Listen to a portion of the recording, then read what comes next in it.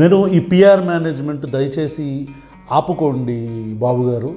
మనం ఆ డప్పులు కొట్టుకోవటాలు, వెళ్ళి ఆ టీ కొట్టుల దగ్గరికి వెళ్ళి అయ్యా నువ్వేం చేస్తున్నావు ఈ బస్సుల్లో తిరగటాలు, దయచేసి ఇవన్నీ ఆపండి. You don't have to do that. మీకు ఆల్రెడీ ఒక 40 సంవత్సరాల రాజకీయ అనుభవం ఉంది. ఈ విషయం ఆంధ్రప్రదేశ్ ప్రజలందరికీ కూడా తెలుసు. కాబట్టి దయచేసి పిఆర్ మానుకోండి అని చాలాసార్లు చెప్పడం జరిగింది. ఈరోజు కూడా ఒక పోస్ట్ చూశాను. దాంట్లో చంద్రబాబు నాయుడు గారి కాన్వాయ్లో ఏది మన యాక్టర్ నరేంద్ర మోదీ గారు మై ఫ్రెండ్ అని చెప్పారు. ఏమైందో తెలియదు కానీ మొత్తానికి ఆయన చెప్పినట్టు, ఆయన చేసినట్టు కాన్వాయ్లో కార్ల యొక్క సంఖ్య తగ్గించినట్టు, కట్ డౌన్ చేసినట్టు, అండ్ గవర్నమెంట్ ఉద్యోగులకి వర్క్ ఫ్రమ్ హోమ్ అనే ఒక ఆప్షన్ ప్రిఫర్ చేస్తున్నట్టు, అట్ ద సేమ్ టైం ఏసీలు 24 నుంచి 27 డిగ్రీల మధ్యలోనే పెట్టుకోవాలన్నట్టు, ఇట్లా ఒక రకరకాలుగా ఉన్న ఒక 3-4 పాయింట్లతో కొన్ని పోస్టులు కనిపించినాయి. నాకు చూడంగానే ఫస్ట్ పక్కన నవ్వొచ్చింది. ఎందుకంటే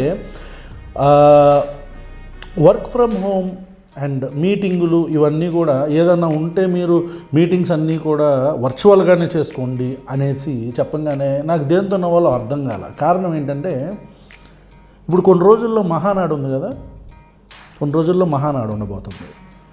ఈ మహానాడుకి వర్చువల్ మహానాడు పెడుతున్నారా, లేదంటే ఆ మహానాడు భారీగా పెడుతున్నారా?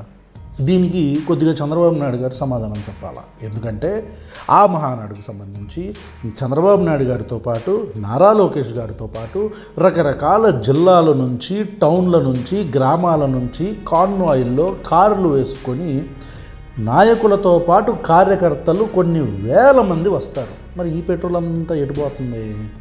అప్పుడు మనకు ఆదా కనపడదా?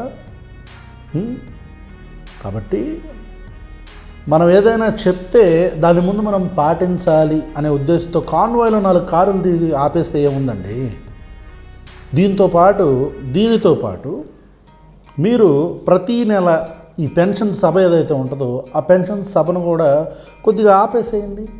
మీరు ఇచ్చేది ఏముంది? ఆటోమేటిక్గా డబ్బులు వేసేయచ్చుగా వాళ్ళకి. దానికి మళ్ళీ ఒక సభ పెట్టి దానికి మొత్తం అక్కడంతా ఆర్గనైజ్ చేసి అక్కడ పవరు, ఆ సభకు మీరు వెళ్తే మీ చుట్టుపక్కల జిల్లా నాయకులందరూ కూడా వాళ్ళ కాన్వాయ్లు, వాళ్ళ కార్లు, వాళ్ళ కార్యకర్తలు, బళ్ళు, వీటన్నిటికీ పెట్రోలు. మరి ఇదేటి పోతుంది అంటే మనం అందుకనే పిఆర్ చేయకూడదు. చేస్తే ప్రాపర్గా చేయాలా, అంతేగాని మన కాన్వాయ్లో ఒక 4 బళ్ళు ఆపేసి మనం పెట్రోల్ ఆదా చేసేస్తున్నాం, డీజిల్ ఆదా చేసేస్తున్నాం. కాబట్టి ప్రజలు కూడా ఇది పాటించేసారు. వద్దు, పిఆర్ వద్దు, దయచేసి అర్థం చేసుకోండి.